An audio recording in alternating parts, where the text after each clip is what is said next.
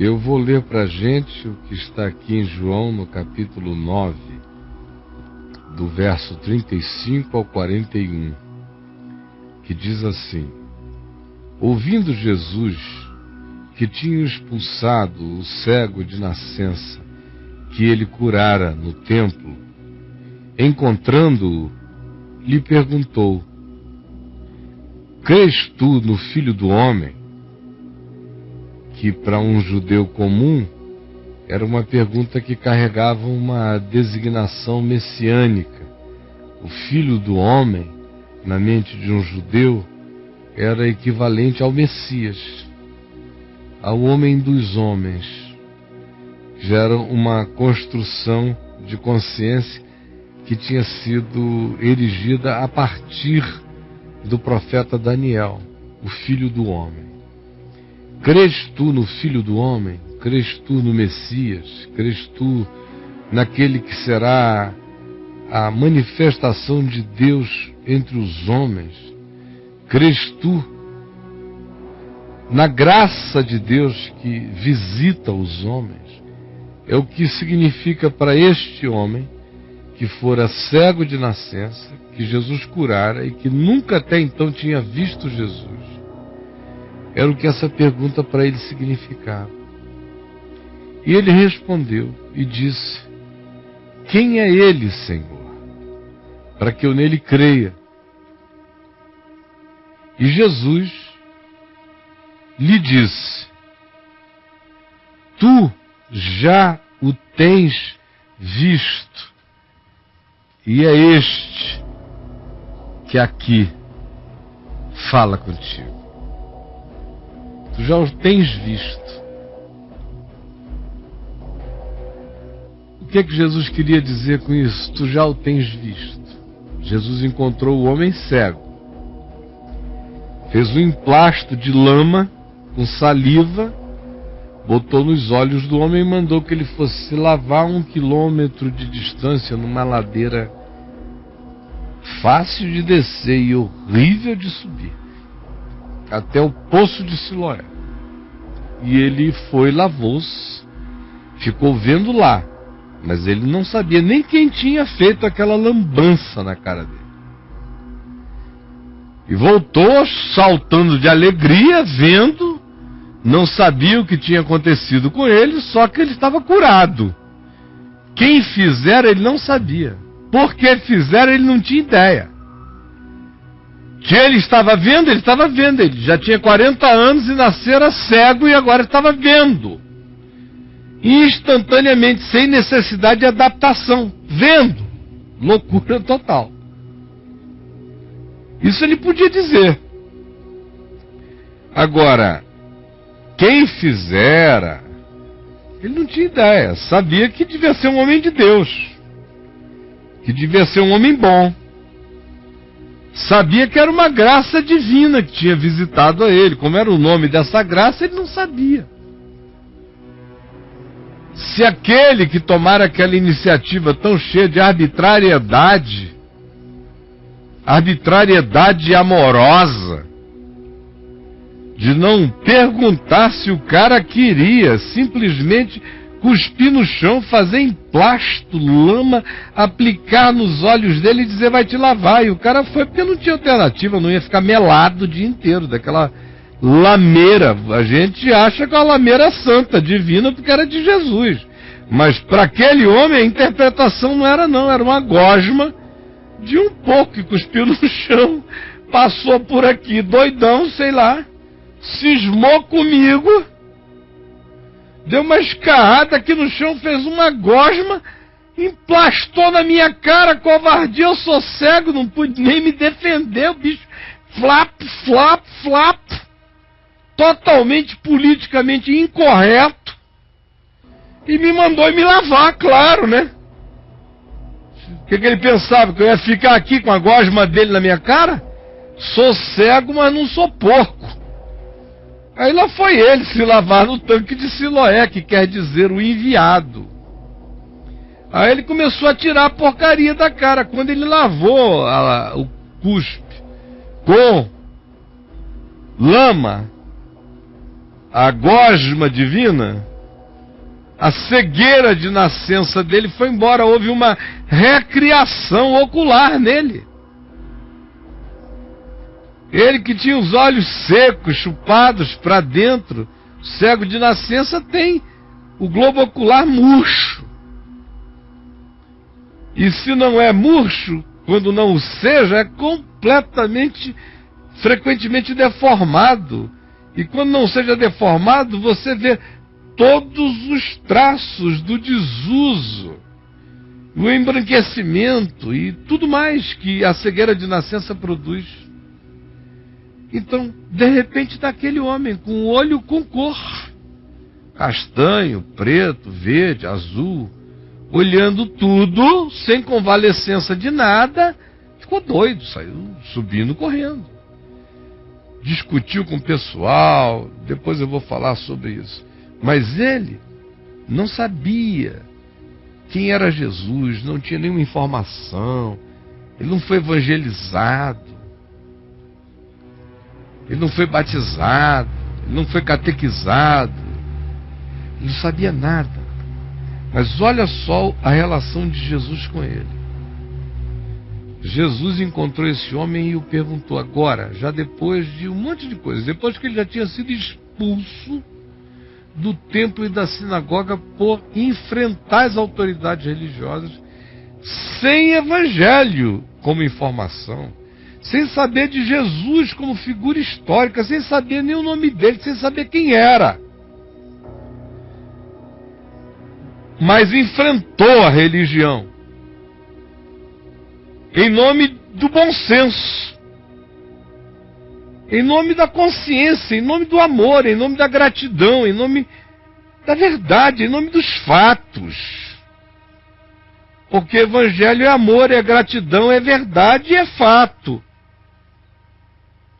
Então era em nome do evangelho, embora ele não soubesse.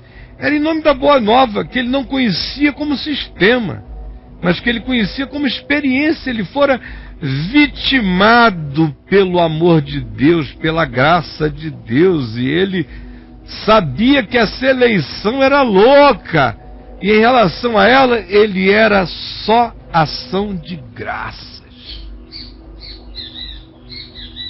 Sabia que aquele que o curara não podia ser um pecador, tinha que ser um homem de Deus. Sabia que a motivação dele era pura e santa, porque ele não tinha nada para dar, nada se pediu. Sabia que era uma ação de quem sabia que podia, e fez porque quis, e o que quis era bom, e o bom que desejou era a restauração da visão daquele homem. Para ele isso bastava. Por isso ele enfrentou a instituição mais poderosa do monoteísmo já criada na Terra. E enfrentou no templo, que representava essa simbolização mais poderosa do que qualquer representação monoteísta ainda signifique no dia de hoje. Barrou e enfrentou todo mundo, sem conhecimento do Evangelho como Evangelion, ou o nome de Jesus como Yoshua. Não sabia de nada, mas conhecia. Ele tinha sido tocado. Ele não tinha a razão da informação, mas ele tinha a razão da intuição. Ele não sabia com o cérebro nem com a mente, mas o coração dele já sabia tudo. E ele cria sem volta, mesmo que nunca ninguém dissesse que Jesus era o nome daquele que tinha feito isso a ele, o coração dele ia continuar agarrado àquela relação sem nome, até que ele soubesse o nome daquele que o curara, quando ele entrasse na glória eterna.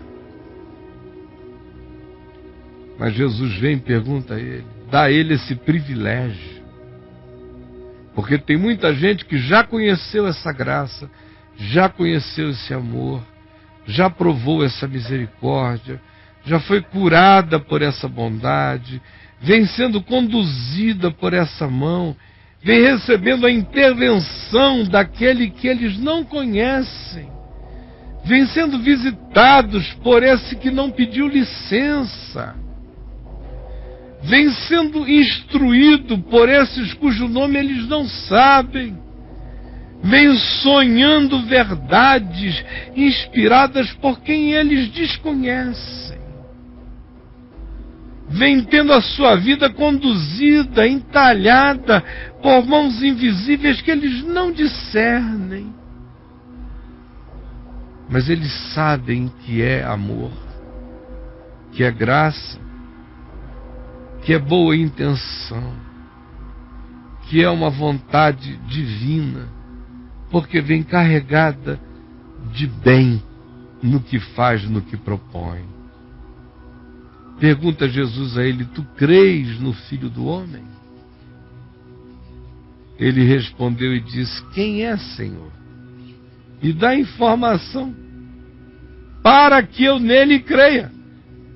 Porque seja quem seja esse tal de Filho do Homem, deve ser esse homem que não sei de quem é filho, mas me tocou ainda agora.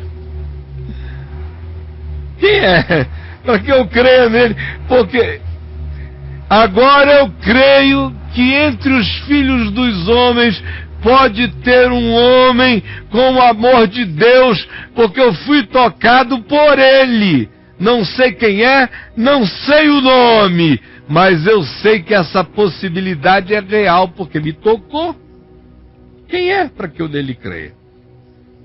Porque eu já estou todo predisposto. Eu já creio sem saber o nome. Saber o nome é uma guloseima agora. Saber o nome é só para que eu dê um nome ao que eu já creio sem saber o que é. Como tem milhares em volta da terra crendo sem saber o que é. Mas é Jesus fazendo bem aos cegos de nascença. É o Espírito de Deus alcançando os que não procuravam por Ele.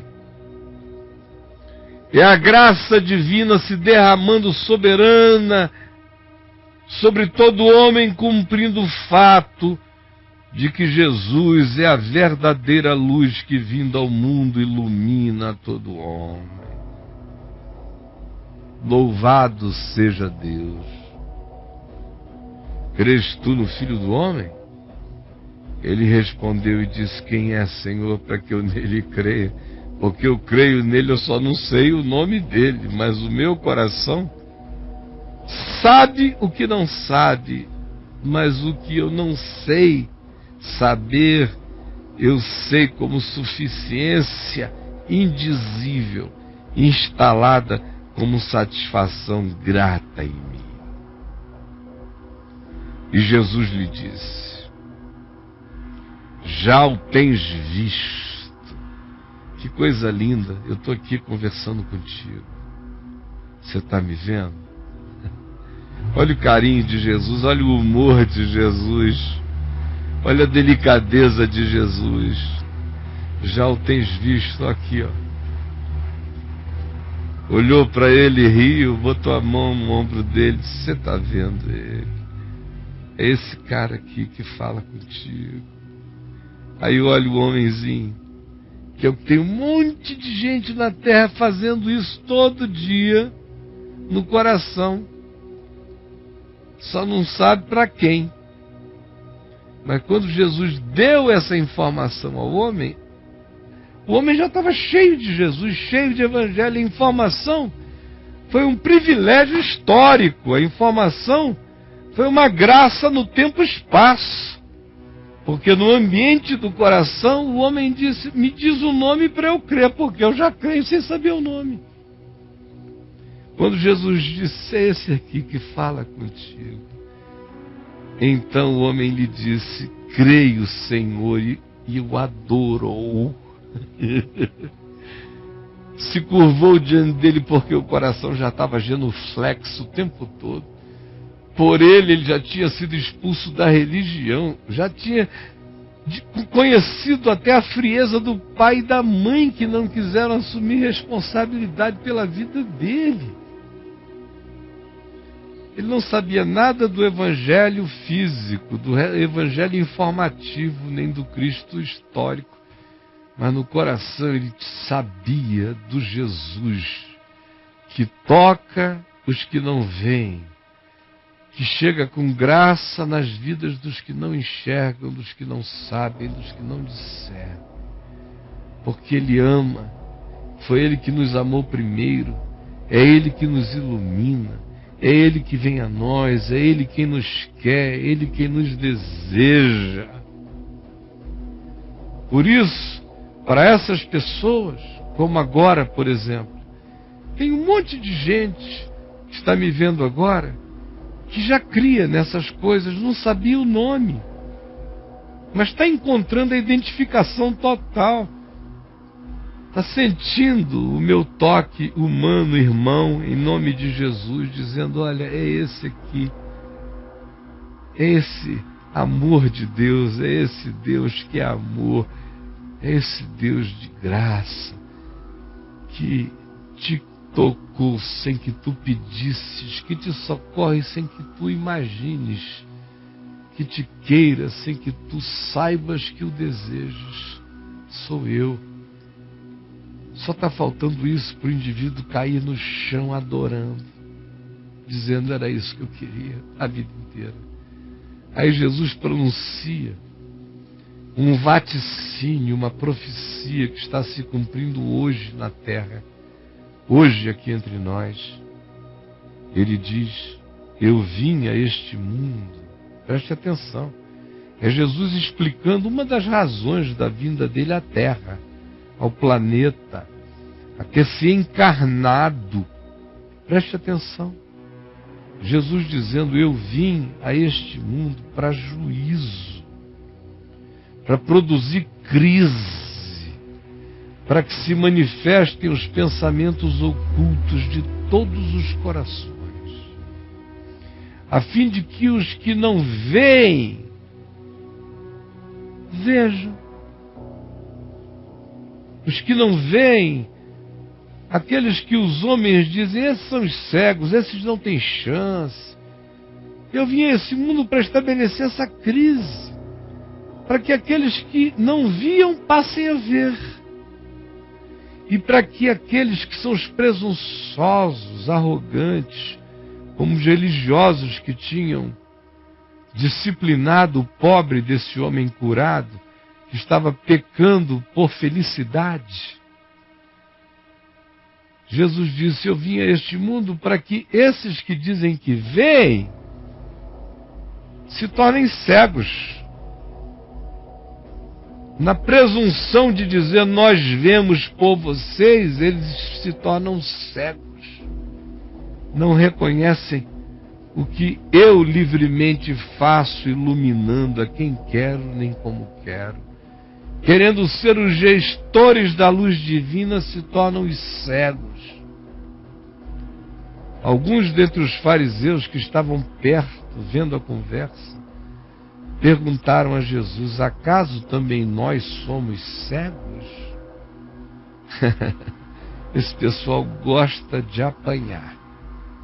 Respondeu-lhes Jesus, se fosseis cegos, quem dera. Não terias pecado algum, porque Deus não cobra luz de quem Ele não deu luz. Se vocês não tivessem a luz, se vocês de fato fossem cegos, vocês não teriam pecado nenhum, porque Deus não cobra luz de quem não tem luz. Mas porque vocês dizem, nós vemos, o pecado de vocês permanece. Vocês são cegos. Agora olha o contexto antecedente.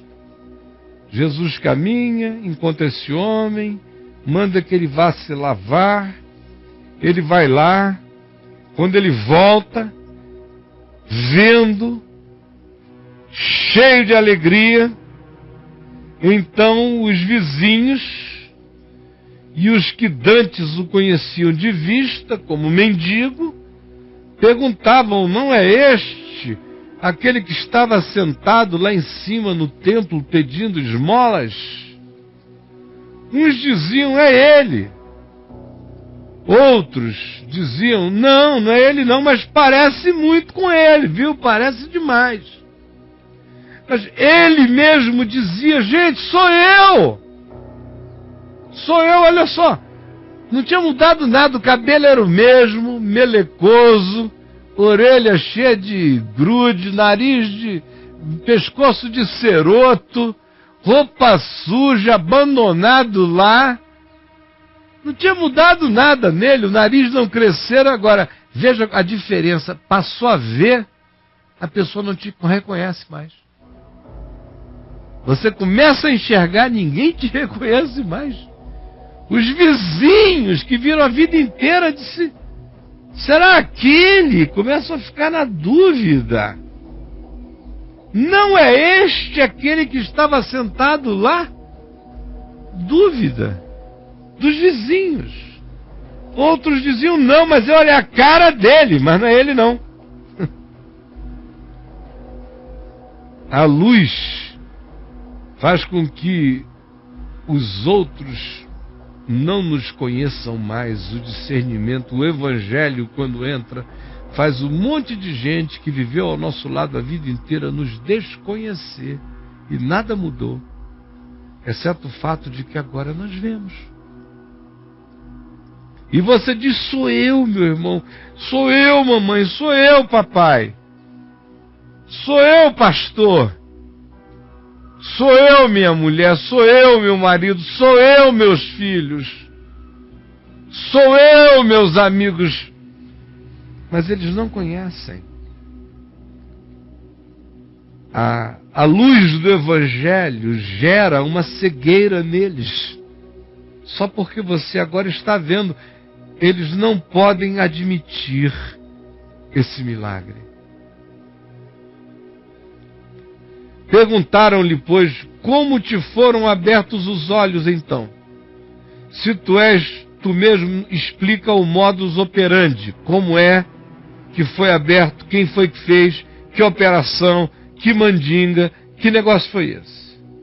Ele respondeu: o homem chamado Jesus, é um cara que anda por aí chamado Jesus, foi o que me disseram, passou por mim, me melecou todinho, foi uma nojeira, me mandou ir até o tanque de Siloé e disse: lava-te.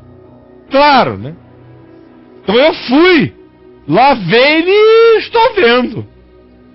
Foi assim. Foi esse milagre aí. Aí eles disseram: onde está ele? Aí ele falou: eu não sei. Eu não procurei, eu não buscava, eu não estava atrás. Eu fui achado por aquele que eu não procurava. Conforme o Senhor dissera, serei achado pelos que não buscavam por mim. Não sei onde ele está, mas ele sabe onde eu estou e ele veio ao meu encontro. Levaram, pois, os fariseus esse homem que fora cego. Pegaram ele e o levaram. E era sábado, um dia horroroso, dia de briga para eles. Uma cura dessa ia gerar uma confusão. Era dia de sábado, o dia em que Jesus fizera lodo e abriu os olhos ao cego. Então os fariseus, por sua vez, lhe perguntaram como chegar a ver. Ao que ele respondeu, já disse: olha, ele aplicou o lodo aos meus olhos. Esse homem que chamam de Jesus passou, botou o olho nos meus olhos, eu me lavei, estou vendo. Já expliquei para o outro grupo ali. É a mesma coisa, eu não tenho mais nada a acrescentar. Por isso, alguns dos fariseus diziam: esse homem não é de Deus. Jesus, dizendo que Jesus não era de Deus porque ele não guarda o sábado. Como é que ele tem coragem de violar o sábado, curando este homem, fazendo bem a este homem, descumprindo os nossos ritos? Ele não pode ser de Deus. Se ele fosse de Deus, ele guardaria o sábado, mas não curaria esse cego. Isso é a lógica da religião. A ordem e o progresso da nossa instituição são invioláveis. Cura divina em dia errado bagunça as ordens da casa. Foi o que disseram. Aí Jesus, que nunca deu a mínima para isso, já tinha ido embora, está ali o homem tendo que enfrentar essa situação desses indivíduos que têm essa interpretação. Diziam outros ainda: como pode um homem pecador fazer tamanhos sinais? Tinha um pessoal dizendo: escuta, será que ele é mesmo um herege que não é de Deus, porque não guarda a lei, não guarda o sábado, mas se condói de gente assim, cura esse homem? Como é que ele pode ser um pecador e ter esse poder que está na mão dele assim? Parece que ele faz o que ele quer, quando ele quer, para quem ele quer. Ele nem pede, ele vai lá e faz. Ele é diferente dos outros, ele não suplica nada aos céus, ele vai lá e diz: faz, seja. Ele é a fonte do poder. Como é que ele pode ser uma fonte maligna? Perguntaram essas pessoas. Aí houve uma discussão danada e o cego, o ex-cego, vendo. Olha para lá, olha para cá, o pau cantando. Aí de novo perguntaram ao cego: coitado, que dizes tu a respeito dele? Querem que ele seja o juiz do curador dele, que ele nem conhecia. Visto que ele te abriu os olhos, a tua culpa agora é ver. Já que foi ele que te abriu os olhos, então o que tu pensas dele? Aí o cara disse: olha, desculpe, na minha modesta opinião, eu acho que ele é profeta, né? No mínimo, deve ser um profeta. Não acreditaram os judeus que o cara tinha sido cego até os 40 anos e que nascera cego e que agora via, enquanto não mandaram chamar os pais dele. Aí já chegam esses homens aqui, uma mulher de 62 ou de 60, um pai de 62, 63, chega lá com um filho de 40, que eles largaram lá para esmolar a vida inteira. E interrogaram os pais agora, a família. É este o vosso filho, de quem dizeis que nasceu cego, como pois vê agora? É uma santa inquisição. Então os pais responderam: sabemos que este aqui é o nosso filho, não dá para negar. Que ele nasceu cego, nasceu sim. Senão a gente não teria ficado com ele cego até hoje, ele estaria ajudando a gente. Se tivesse alguma... Não era remela, não era sujeira nos olhos, não era nada, a gente fez de tudo, mas o bicho nasceu cego. Nosso filho é ceguinho da Silva. Mas não sabemos como ele vê agora. Muito menos quem foi que lhe abriu os olhos, nós não sabemos.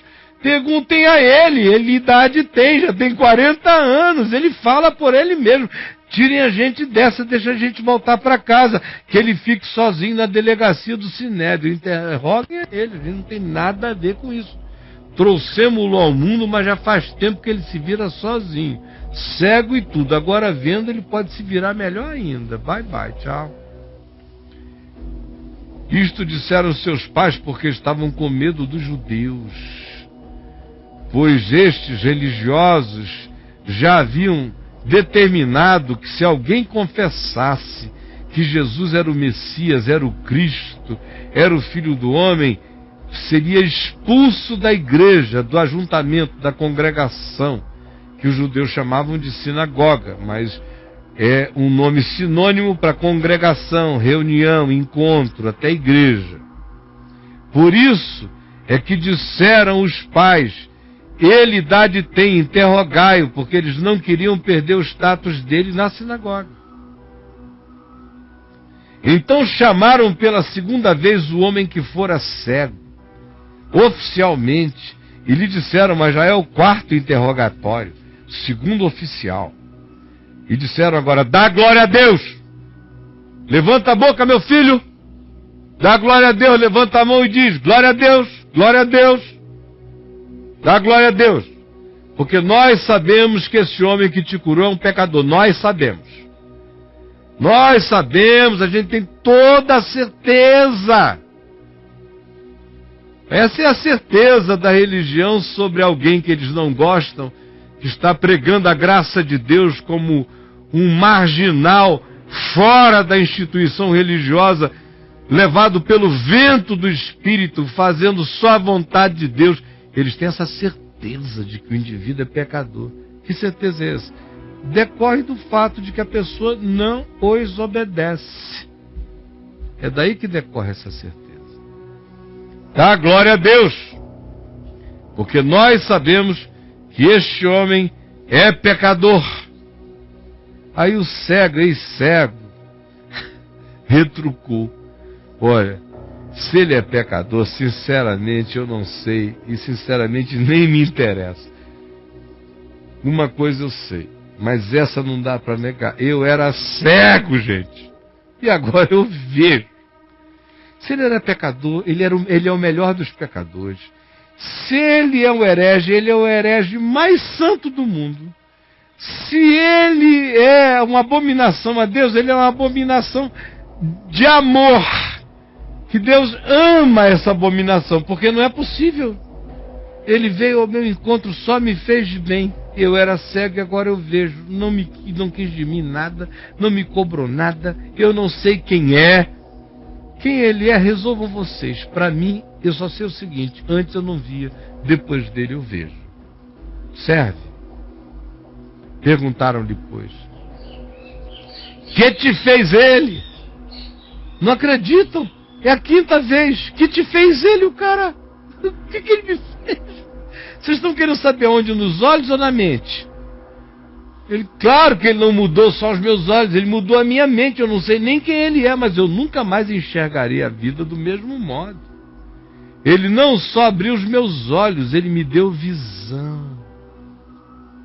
Ele não me deu só vista, ele me deu interpretação. Como me abriu os olhos? Eu já respondi a vocês, eu já disse, e vocês não querem crer. Por que quereis ouvir outra vez, a quinta vez? Porventura quereis vós também tornar-vos seus discípulos? Vocês estão me arguindo tanto, é porque vocês estão tão perturbados que querem se converter? Com certeza? Qual é a razão de eu ter que repetir? Então o injuriaram e lhe disseram: discípulo dele és tu, seu desgraçado. Nós somos discípulos de Moisés, da lei. Sabemos que Deus falou a Moisés, mas deste não sabemos de onde é. Respondeu-lhe o homem, o ex-cego: nisto é de estranhável que vós não saibais de onde ele é, e contudo ele me abriu os olhos.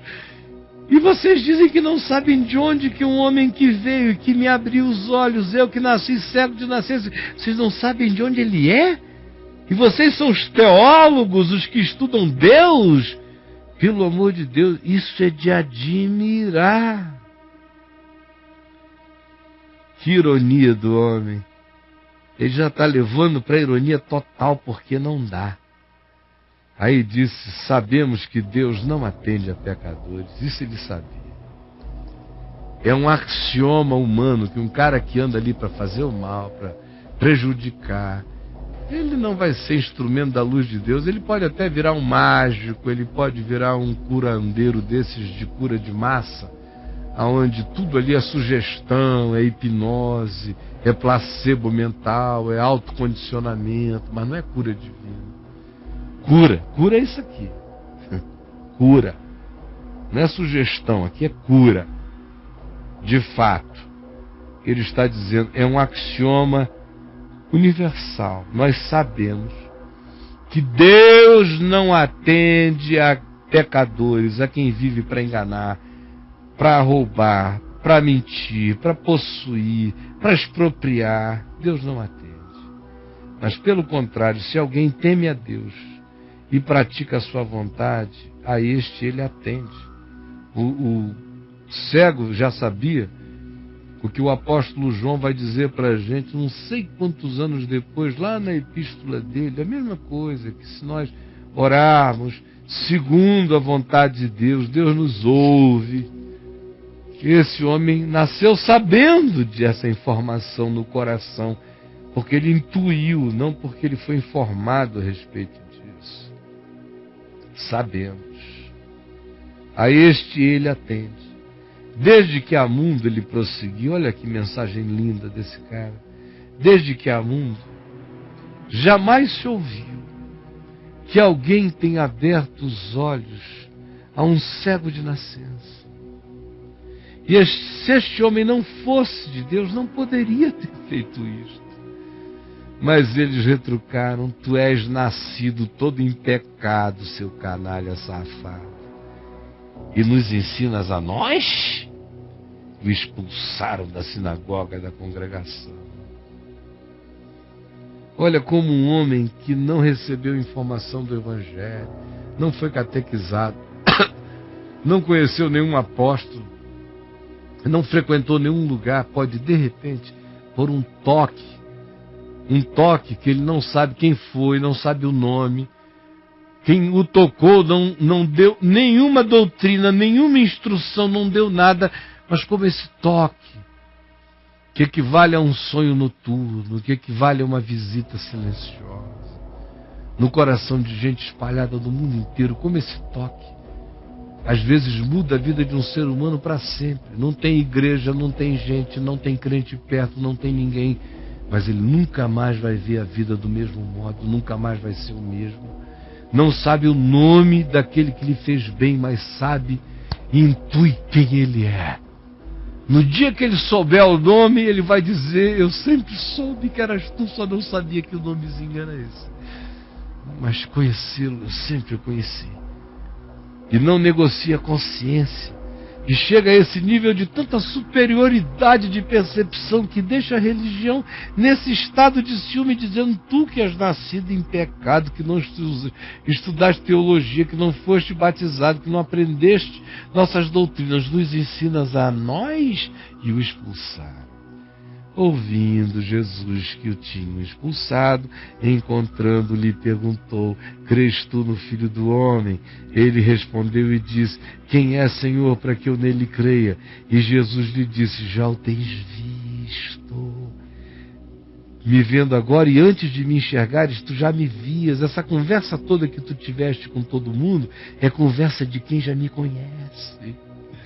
Tu já me tens visto. Mesmo sem teres me visto com os olhos, tu já tinha me visto com o coração, e agora tu estás me vendo, eu estou aqui na tua frente. Aí o homem disse: eu creio. Eu já estou crendo desde o início, é só o que eu creio. E o adorou.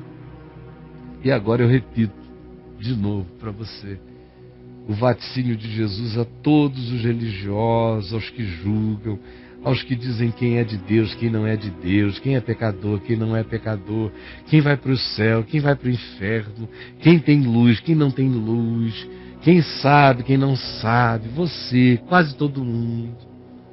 Ouçam, entendam e temam e tremam, caiam de joelhos, se convirtam, porque vocês são essas pessoas aqui que brigam contra o cego.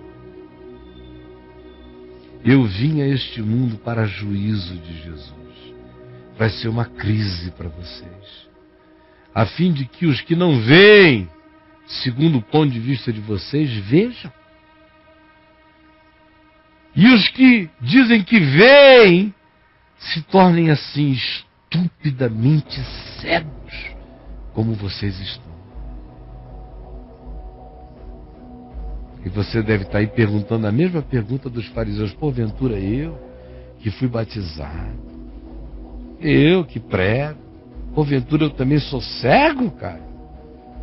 Deixa Jesus responder a você. Se você fosse cego, você não teria pecado algum. Mas você julga, você condena, você põe no inferno, você é cheio de preconceito, você é nojento, mano, e não se enxerga. Quem dera você fosse cego, você estava limpo. Mas porque você é cheio dessa empáfia, o seu pecado não vai embora, acusa você, denuncia você diante de Deus todo dia. Não cessará enquanto você não se converter da cegueira da sua presunção de ver. Seu pecado não cessará enquanto você não se converter da cegueira da sua presunção de ver. O seu pecado não cessará enquanto você não se converter da cegueira da sua presunção de ver. O seu pecado não cessará diante de Deus enquanto você não se converter desta cegueira de presunção de ver. Você me entendeu? Jesus, que essa leitura singela do Evangelho, da verdade eterna, tem aberto os olhos de muita gente. Muita gente tenha se enxergado. Muitos tenham visto a si mesmos na luta do ex-cego contra pai, contra mãe, contra religiões, contra sinagogas, contra congregações. Explicando, cobrados porque melhoraram, demandados porque se tornaram pessoas mais generosas, aborrecidos porque estão felizes. Ó Deus, outros são daqueles que estão com raiva da cura. Tem gente aqui com raiva de outros que foram curados, de gente que deixou o grupo, que deixou a sinagoga e melhorou, se tornou mais gente, mais cristã, mais discípula, mais misericordiosa, de gente que agora frequenta um lugarzinho pequeno, que ora com pouca gente, mas está se tornando pessoa muito mais bonita, e eles estão com raiva da tua graça na vida deles. Tem outros que são os que cobram, tem outros que são fariseus em conflito, querendo se converter e com medo. Tem outros que são pais que estão negando os filhos para não perderem os privilégios adquiridos. Só tu sabes a quantidade e o volume de aplicativos. Alguns são aqueles que foram estuprados pelo teu amor, que estão aí vivendo esse desconforto, vivendo a gosma na cara aqui. Chegaram aqui, foram emplastados e receberam essa ordem para se lavarem no tanque da promessa, porque verão. Estão andando para lá e verão, com certeza, em nome de Jesus. Eu sei que a tua graça está se manifestando de todos os modos. Eu creio em ti, ó Espírito Santo. E agora, meu irmão, eu quero que você me responda esta pergunta. Como é que você reage à graça de Deus neste dia? Esta graça que não pede licença, essa graça livre, essa graça soberana, essa graça que não é domesticada pela religião, essa graça sem dono. Deixa você inseguro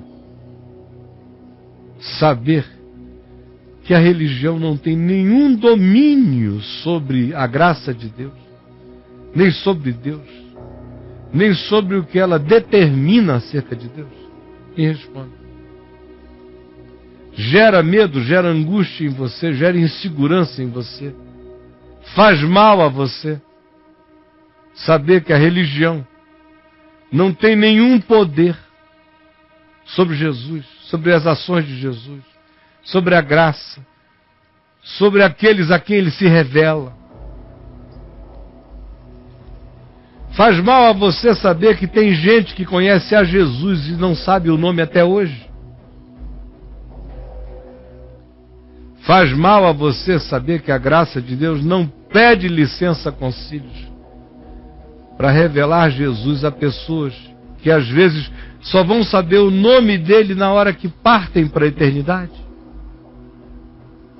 como este cego que conheceu antes de ficar sabendo o nome. E que se não tivesse sabido o nome, nada mudaria, porque de Jesus ele era, e a Jesus ele já conhecia, apesar de não saber o nome. Isso deixa você desconfortável? Você já pensou na razão desse desconforto? Esse desconforto que você sente revela a sua mesquinhez, a sua maldade, sua vontade de controle, seu espírito 666, de querer saber quem é quem, controlar, saber quem vai para um lado, quem vai para o outro. É espírito diabólico isto. Por isso você fica tão assim, desconfortável, porque você também não serve a Deus por amor. É por obrigação, é por medo do inferno, é por loteamento celestial. Então, quando você ouve que a graça de Deus não depende nem de quem quer, nem de quem corre, e que o Espírito sopra onde quer, e que assim como existe eu, que conheço a Jesus e o conheço pelo nome, e esse é meu privilégio, e eu não troco esse privilégio por nada, a bênção de saber que aquele que me conhece e a quem eu conheci, eu também conheço pelo nome, e conheço o Evangelho como construção de informação que me faz crescer. Mas nem por causa disso eu deixo de crer que existem milhões que nasceram fora da geografia dessa informação e que estão sendo alcançados pelo mesmo vento, pela mesma graça, pela mesma arbitrariedade do amor divino que abre os olhos aos cegos sem pedir licença a nenhum sinédrio da terra e sem fazer questão de ser compreendido. Se esse fato gera desconforto em você, é porque você é filho da religião, filho dos fariseus até o talo. Mas se este fato não gera desconforto em você, mas alegria e vontade de servir a Jesus com mais amor, é porque o Evangelho começou a entrar em você. É isso, gente. Eu quero que vocês me respondam. E me respondam se o que eu disse até aqui gera desconforto. Se gera desconforto, é um atestado de que a sua filiação, o seu pedigree está ali. Naqueles concílios que tem que se reunir 6 vezes, perguntar a mesma coisa, brigar contra a graça, expulsar o cara. É gente que precisa que exista inferno para muita gente, que é para justificar o esforço sem amor que eles fazem para obedecer às leis de Deus, para se autossalvarem. Esse desconforto revela quem é você. Então, eu já falei demais, eu já fiz tantas perguntas que não dá nem para eles resumirem nem a uma nem a duas. Mas quem entendeu, entendeu, e eu espero que o Espírito de Deus, é só com Ele que eu conto, fale com você agora e arranque do seu coração, não briguinhas tolas, não venha aqui brigar comigo, nem ficar com aposta, nem citar versículozinho aí, que você acha que você sabe mais versículo bíblico do que eu? Sinceramente, honestamente, certo? Você vai me dar alguma coisa na Bíblia que eu nunca percebi? Você acredita nisso mesmo? Perca seu tempo não. Só pergunte se for verdade para você. Se for honestidade para você, se for quiz bíblico, manos, venha você, quem você quiser. Eu não estou com medo de perder de ninguém. Essa besteirinha de conhecer texto, pelo amor de Deus, para com isso. Vamos falar de espírito e verdade. E abrir o coração. Sobretudo, veja se a palavra que você ouviu revelou a sua maldade, como você torce pelo mal, como faz mal a você pensar que gente que não faz os esforços que você faz, que não frequenta o que você frequenta, que não dá os folhetos que você dá, que vai estar sentado na mesa do rei. Te faz mal isso? Responda se faz mal, porque isso revela bastante sobre você.